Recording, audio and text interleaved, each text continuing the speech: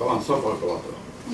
Quel est le rôle du conte dans la poésie? Le conte est rempli de rêves, d'illumination, des grandiosités, des fascinants et des rêves. Par conséquent, toute la poésie est un conte merveilleux qui nous raconte une multitude d'histoires merveilleuses, de façon à ce que nous oublions tout ce que la Terre a pour nous de lourd, de terrible et de pénible. Et donc, le conte est donc essentiel.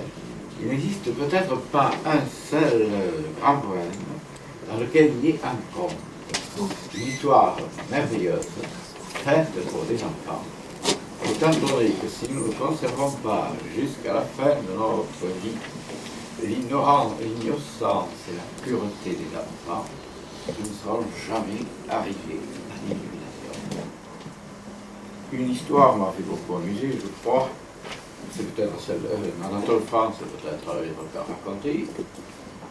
Alors, un enfant s'extasiait. Il regardait dans l'herbe une merveille qui cheminait avec toutes les couleurs d'arc-en-ciel sur elle.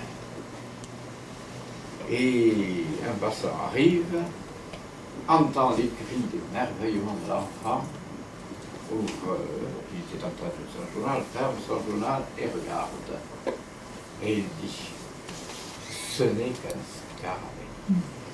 Or, précisément, c'était l'enfant qui avait raison de trouver dans le scarabée quelque chose de merveilleux et d'unique. Il était près de la puissance divine qui, à chaque instant, crée des merveilles sans aucune marge et sans aucune barrière. L'enfant est l'homme parfaitement réalisé dans le plan du conte. Tant que vous ne resterez pas des enfants, vous n'arriverez pas à vivre l'illumination. Autre question? Qu'est-ce que la poésie a de supérieur à la métaphysique? Ah, si c'est le cas.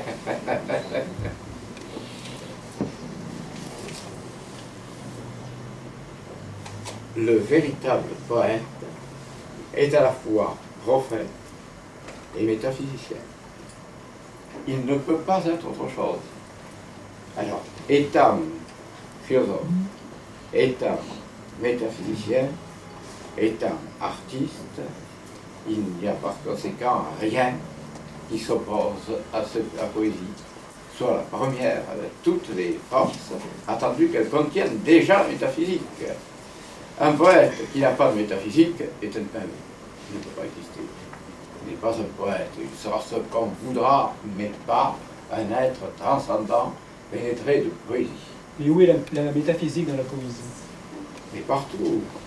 Lorsque, par exemple, tu es en train de regarder un poème et que ce poème te donne une notion d'infini, tu touches immédiatement la métaphysique. Attendu que le propre de la métaphysique, c'est l'infini.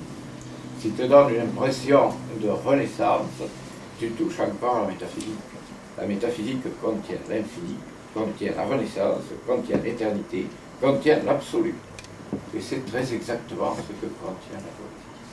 Seulement, au lieu de s'adresser uniquement à l'intelligence, elle s'adresse en même temps à l'intelligence, au cœur et à transcendance. La poésie est parfaite, et ceux qui arrivent à la connaître intensément sont les grands prêtres de l'éternité.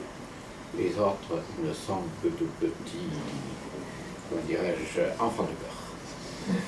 C'est pourquoi la poésie et la métaphysique se confondent.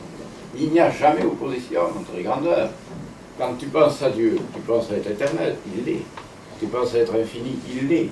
Tu penses à être parfait, il l'est. Tu penses à être absolu, il est tout ceci. Et en même temps, il est Dieu. De la même manière, la poésie est toute la métaphysique et toute l'infinité. Une autre question?